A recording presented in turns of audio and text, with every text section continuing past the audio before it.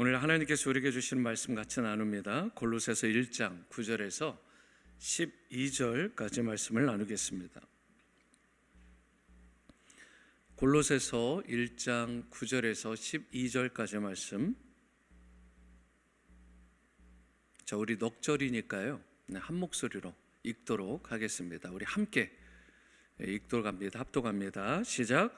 이로써 우리도 듣던 날부터 너희를 위하여 기도하기를 그치지 아니하고 구하노니 너희로 하여금 모든 신령한 지혜와 총명에 하나님의 뜻을 아는 것으로 채우게 하시고 주께 합당하게 행하여 범사에 기쁘시게 하고 모든 선한 일에 열매를 맺게 하시며 하나님을 아는 것에 자라게 하시고 그의 영광의 힘을 따라 모든 능력으로 능하게 하시며 기쁨으로 모든 견딤과 오래 참음에 이르게 하시고 우리로 하여금 빛 가운데서 성도의 기업의 부분을 얻기에 합당하게 하신 하나님 아버지께 감사하게 하시기를 원하노라.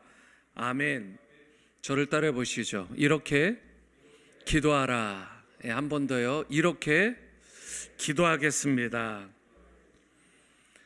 작은 화분에 담긴 난을 예전에 한국에 있었을 때 받았던 기억이 있습니다. 꽃이 처음 받아봤는데 너무 예쁜 거예요. 곱고 또 정갈하게 그렇게 꽃이 피어 있는데 자세히 보니까 뿌리가 깊이 내릴 수 없을 만큼 흙이 굉장히 얇게 화분에 담겨져 있었어요. 화분 자체가 좀 적절하지 못한 사이즈였던 거죠. 누가 봐도 오래 키우기 위한 화분이라기보다는 잠시 보기 좋게 일단은 팔 목적으로 그렇게 급하게 옮겨놓은 흔적이 역력했습니다. 잠깐의 아름다움은 있었을지 모르지만 생명이 자라나도록 그렇게 배려한 흔적, 그러한 모습은 보여지지가 않았습니다. 그러다 보니까 결과도 그렇게 오래 가지 못했어요. 저도 처음 본 난이고 예쁘다라고만 생각했지 어떻게 해야 될지를 모르니까 그냥 키웠는데 물도 주고, 그런데 오래 가지 못하는 거예요.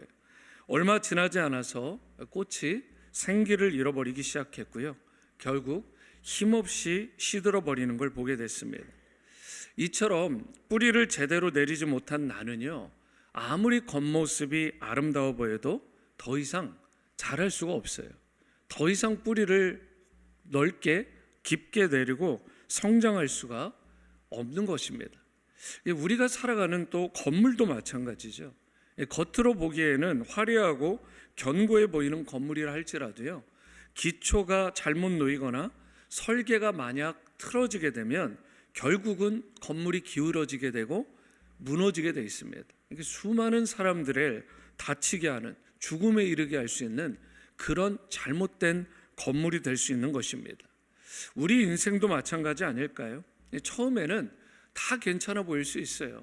겉으로 보면 멀쩡하고요, 능력도 있어 보이고 지식도 있어 보이고 일종의 성취도 있어 보일 수 있습니다.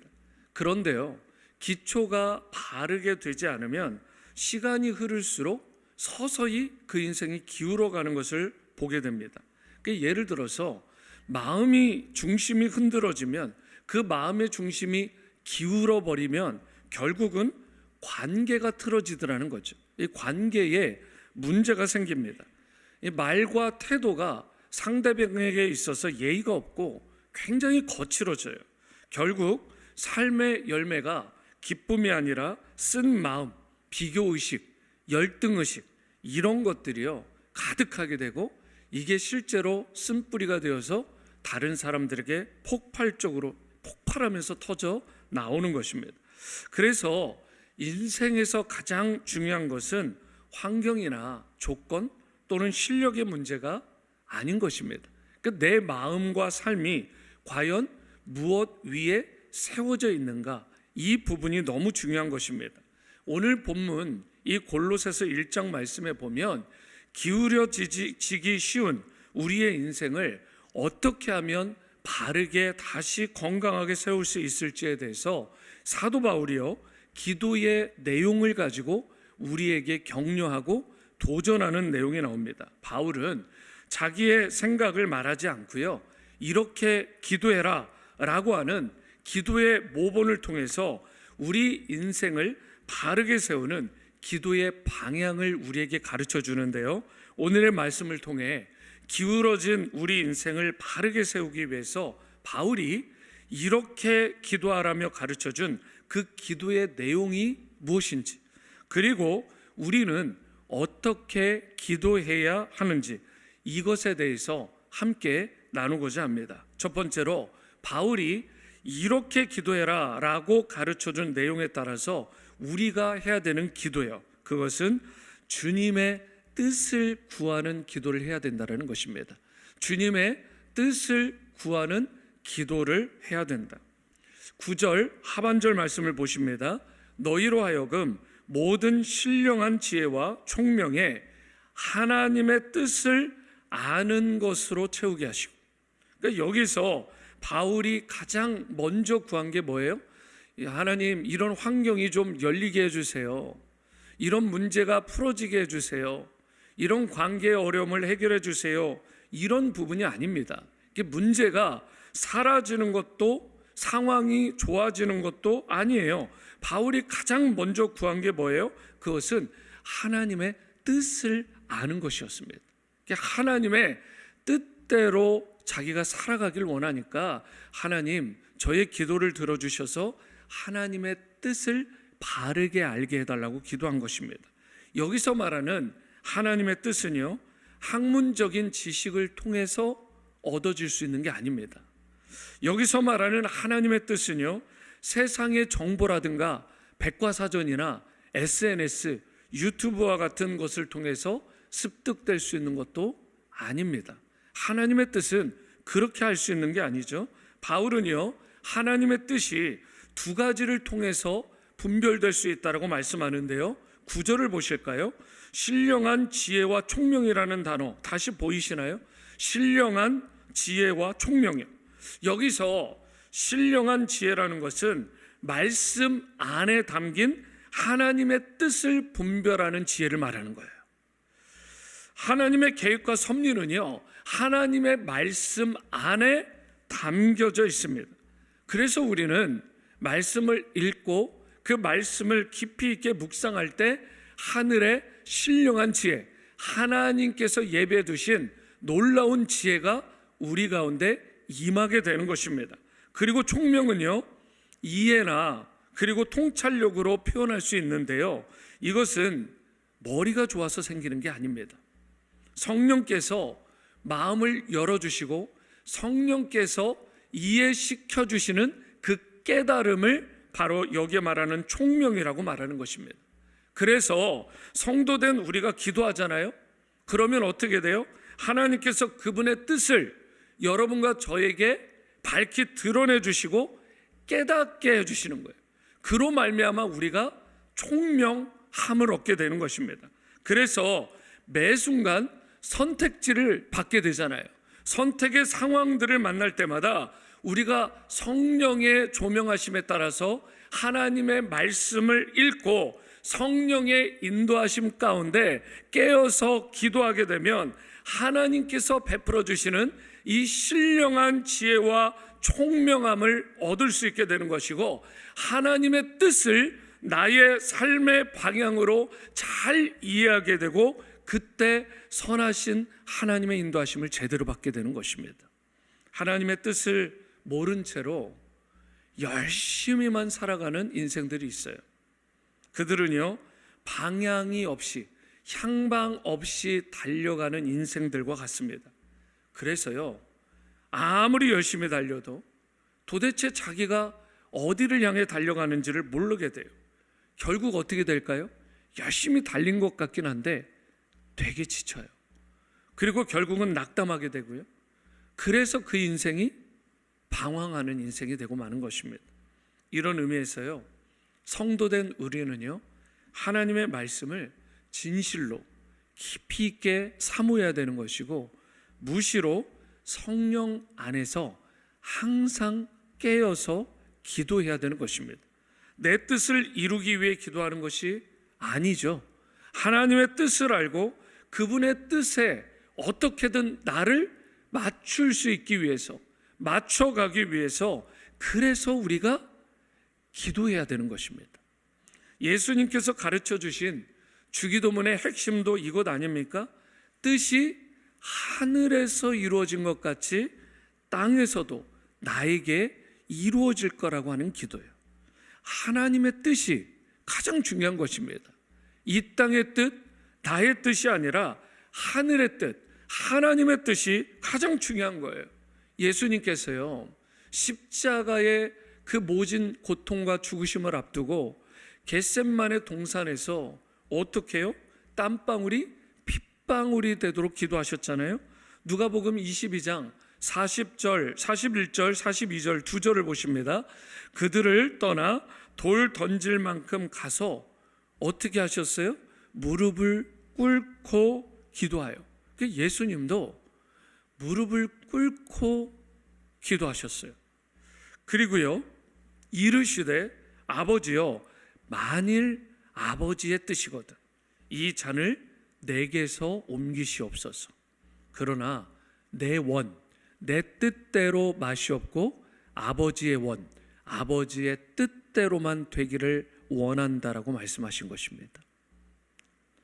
예수님께서는요, 만일 아버지의 뜻이거든 이 잔을 옮겨달라라고 하는, 어떻게 보면 여러분과 제가 고백할 수 있는 가장 최고의 인간적인 고백을 하셨어요. 이 잔을 내게서 옮기시옵소서라고 하는 말은요, 예수님께서 너무나 연약해져서 그래서 했다라기보다는 십자가가요, 그 모진 고난과 죽으심이요 그만큼 무겁다는 것입니다. 그 십자가를 여러분과 제가 들어서만 알지 경험을 못 해봤잖아요. 그런데 이 죽으심이 얼마나 무거운지 예수님께서 그 모든 마음의 탄원을 하나님께 올려드리는 것입니다. 그 예수님께서 지신 십자가는요, 이 예수님의 양 옆에 있었던 두 강도가 졌던 십자가하고는 사실 다른 것입니다. 그 무게감이 완전히 달라요. 어떤 의미에서 다를까요? 예수님은요, 온 인류의 죄를 다 짊어지셨어요. 예수님은 십자가를 지는 순간 자신의 죄 때문에 십자가를 진 게 아니잖아요. 여러분, 아무 죄도 아무 흠도 없으신 분이신데 온 인류의 그 죄의 무게, 이게 얼마나 엄청나겠어요. 이 엄청난 무게를 다 담당하는 그 십자가였기 때문에 예수님의 십자가는 그만큼 무겁고 그만큼 참혹하고 그만큼 힘드셨던 것입니다. 예수님께서 십자가를, 그 죽음을 앞두시고 그렇기 때문에 겟셋마네 동산에서 아주 치열하게 기도하신 거예요. 아주 치열하게. 그 순종이 얼마나 힘든 싸움이었는지 다시 강조드려요. 땀이요 비 오듯이 했는데 그게 핏방울처럼 쏟아졌다라고 말씀을 하잖아요. 우리 역시 마찬가지입니다. 기도는요, 내 뜻을 하나님께 들이밀고 설득하는 시간 아닙니다. 내 뜻은 내려놓고 하나님의 뜻 앞에서 겸손하게 무릎으로 나아가는 시간인 것입니다. 그래서 기도에는요, 간절함이 있어야 되는 거예요. 간절함. 사실 어떤 사람이 식사 기도를 하면서 땀방울이 핏방울 되도록 기도하지 않잖아요. 저는 목사님 하루에 3번 그래도 기도하는데요. 아침, 점심, 저녁, 밥 먹을 때.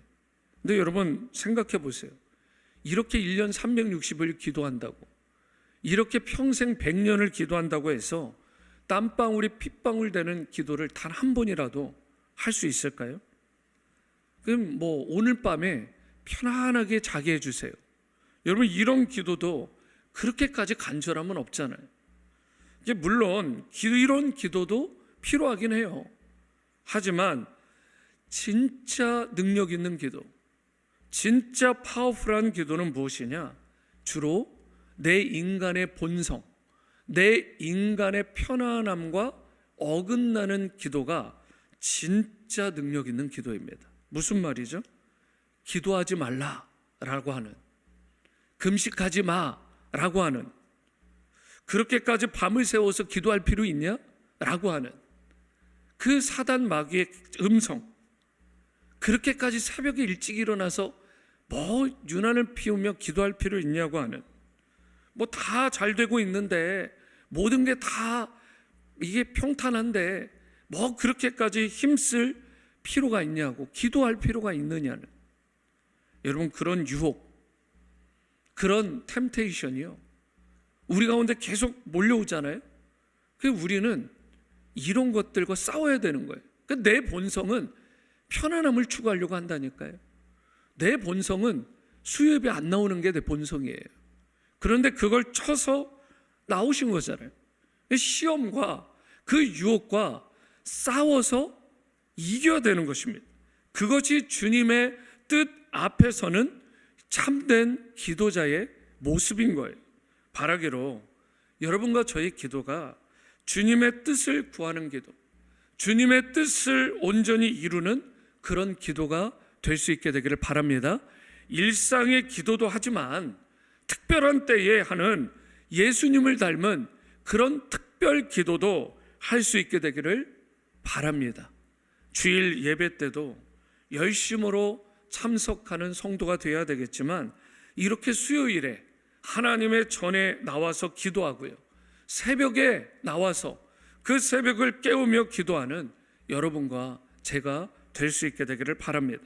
땀방울이 핏방울과 같이 되도록 기도하셨던 그 예수님 닮은 기도, 육의 본성을 끊어내는 주님 닮은 그런 기도의 사람으로 일평생 주님의 뜻을 이루는 기도자로 살아갈 수 있게 되기를 주님의 이름으로 축원합니다. 두 번째로, 바울이 이렇게 기도하라 라고 가르쳐준 그 내용에 따라서 우리가 어떤 기도를 해야 되느냐? 삶에 열매 맺는 기도를 해야 되는 것입니다. 삶에 열매 맺는 기도를 해야 합니다. 10절 말씀을 보십니다. 주께 합당하게 행하여 범사에 기쁘시게 하고 모든 선한 일에 열매를 맺게 하시며 하나님을 아는 것에 자라게 하시고. 그러니까 바울이요, 골로새 교인들을 위해서 두 번째 간절하게 중보기도한 내용이 있습니다. 중보기도한 내용, 그게 뭐예요? 저들의 삶에 나타나는 열매가 있기를 기도한 거예요. 아무리 기도했는데 열매가 없으면 이것만큼 원통하고 이것만큼 웨이스트하는 기도가 어디 있겠어요. 그런데 이 사도 바울은요, 그들의 삶 가운데 이런 풍성한 열매가 있기를 기도한 것입니다. 중보기도한 거예요. 그리고 10절에요, 주께 합당하게 행한다라는 말씀이 나오는데요, 이것은 우리의 삶의 걸음 하나하나가 하나님의 영광을 가리지 않게 한다라는 의미가 됩니다. 그렇게 살아갈 때, 하나님의 영광을 가리지 않고 하나님의 뜻에 합당한 삶을 살아갈 때, 그때 하나님을 기쁘시게 하고 그때 선한 열매가 풍성하게 맺히게 되는 것입니다. 이러한 진정한 기도는요, 현실과 분리되지 않는 기도입니다. 기도는 골방에서 시작은 할 수 있지만 반드시 골방에서만 끝나서는 안 됩니다. 진정한 기도는요, 여러분과 제가 살아가고 있는 가정에서, 직장에서, 이웃과의 관계에서, 삶의 모든 현장에서 반드시 열매로 드러나야 되는 것입니다. 좋은 열매로. 그래서 우리가 기도할 때 하나님의 실제적인 개입과 하나님의 실제적인 역사와 도우심을 위해 기도해야 되는 거예요. 하나님, 이 문제 가운데, 저의 현실 가운데 주님께서 직접 개입해 주시고 역사해 주십시오. 여러분, 나의 능력과 나의 지혜라는 것으로 하나님이 기뻐하시는 선한 열매를 맺을 수가 없는 거예요. 그래서 반드시 하나님께서 개입하시고 하나님께서 역사해 주셔야 되는 거예요. 그래서 하나님께서 주시는 그 역사와 베풀어 주시는 때를 따라 돕는 그 은혜, 이것을 히브리서 기자가 바로 때를 따라 돕는 은혜라는 표현을 쓴 것입니다. 필요한 순간에 가장 정확하고 확실한 방식으로 저와 여러분들에게 임하는 그 은혜를 때를 따라 돕는 하나님의 은혜라고 말씀을 했고, 여러분과 제가 열매 맺는 기도자가 되기 위해서는, 우리의 기도가 열매 맺기 위해서는 반드시 하나님께서 때를 따라 돕는 은혜를 여러분과 저에게, 우리의 자녀들에게 베풀어 주셔야 되는 것이죠. 이어서 11절 말씀을 보십니다. 그의 영광의 힘을 따라 모든 능력으로 능하게 하시며 기쁨으로 모든 견딤과 오래 참음에 이르게 하시고. 여기에 보시면 기도의 첫 번째 열매는 우리가 기대하는 것처럼 문제가 순식간에 사라지는 것이 아닐 수 있잖아요. 그래서 하나님께서는 때로 그 문제를 즉시 제거해 주시기보다 그 문제 한가운데에서 무너지지 않도록, 여러분과 제가 쓰러지지 않도록 그 붙들어 주시는 능력을, 힘을 여러분과 저에게 먼저 주시는 것입니다. 이것이 무엇이냐? 하늘의 능력인 거예요. 세상이 주는 힘은요, 상황이 좋아질 때만 유지될지 모르지만 하나님이 주시는 능력은 달라요. 상황이, 환경이 여전히 힘들지만 우리를 쓰러지지 않게 견딜 수 있는 능력을 주시는 것이 하나님의 능력입니다. 이것이 우리에게도 필요하고 우리들의 자녀들에게도 필요한 것입니다. 그래서 바울은 모든 견딤과 오래 참음이라고 말하면서, 그런데 놀라운 단어를 하나 그 앞에다 썼어요.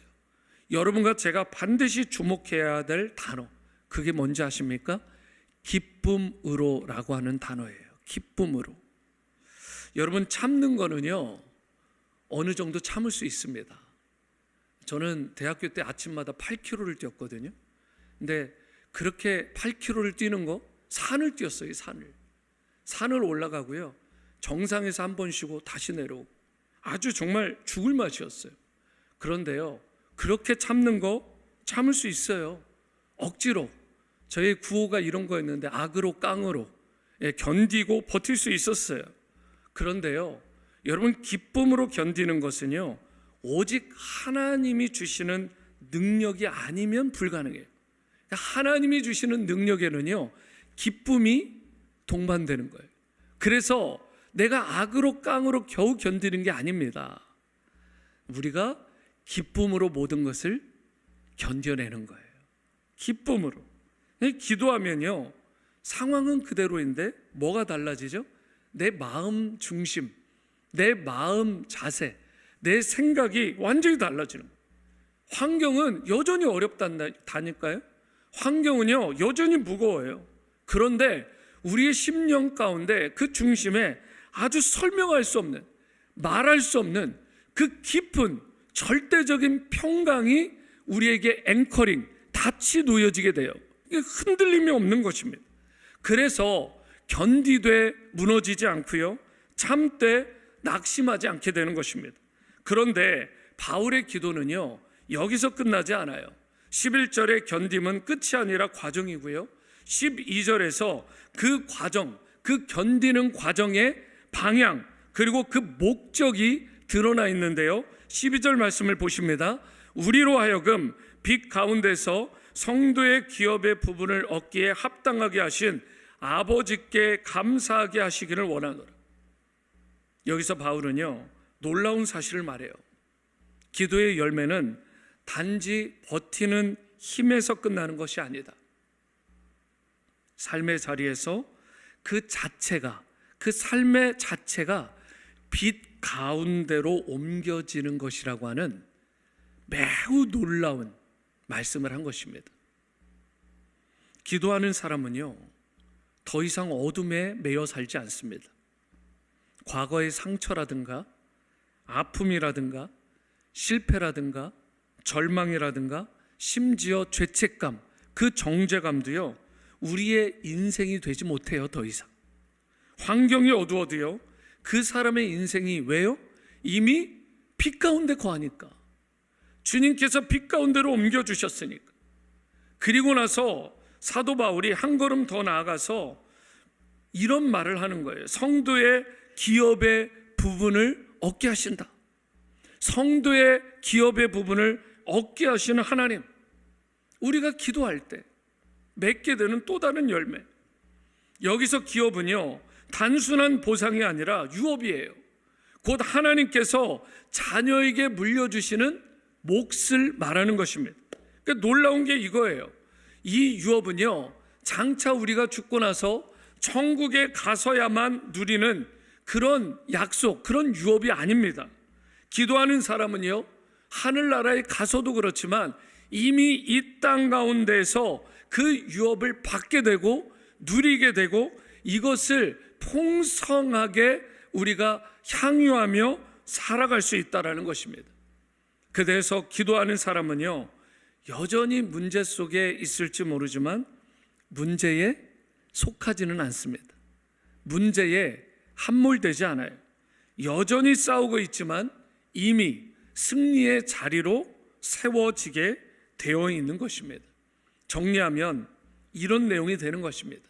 11절에서 하나님은 우리를 끝까지 견디게 하시는 힘, 그 능력을 주시고요, 12절에서 그 견딤의 끝이 빛 가운데에서 유업을 누리는 삶이다 라고 하는 사실을 여러분과 저에게 보여주시는 것입니다.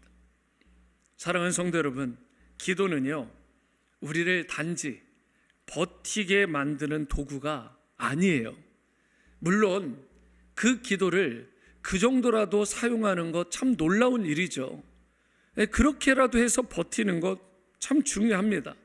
그러나 오늘 말씀은 거기서 끝나지 않는다고요.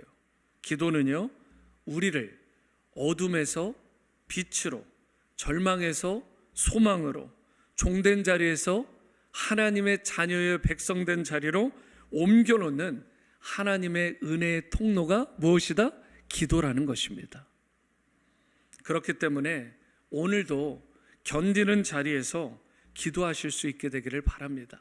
참아야 되는 자리에서 폭발하기보다는 기도의 무릎을 예수님처럼 꿇을 수 있게 되기를 바랍니다. 겟셋마네의 기도, 하나님은요 그 기도의 무릎을 통해서 여러분과 저를 반드시 빛 가운데로 옮겨주시고 인도해 주시고 성도의 기업, 하나님 자녀로서의 그 기업을 이 땅에서부터 풍성히 누리는 자리로 여러분과 저를 우뚝 세워 주실 것입니다. 말씀을 맺겠습니다. 사랑하는 여러분, 기도는 인생을 바로 세우는 하나님의 가장 확실한 방법이에요. 하나님의 뜻을 구하는 기도, 삶의 열매 맺는 기도, 이 기도가 여러분과 저희의 기도가 될 수 있게 되기를 바라고요. 그로 말미암아 우리의 기울어진 인생이 있다면, 우리가 무너질 것처럼 흔들리는 자리에 서 있더라도요, 이 땅에서도 이미 하늘의 소망과 기쁨을 누리게 되며 그 기울어진 삶이 바로 잡히는 놀라운 은혜가 있게 되기를 축복합니다.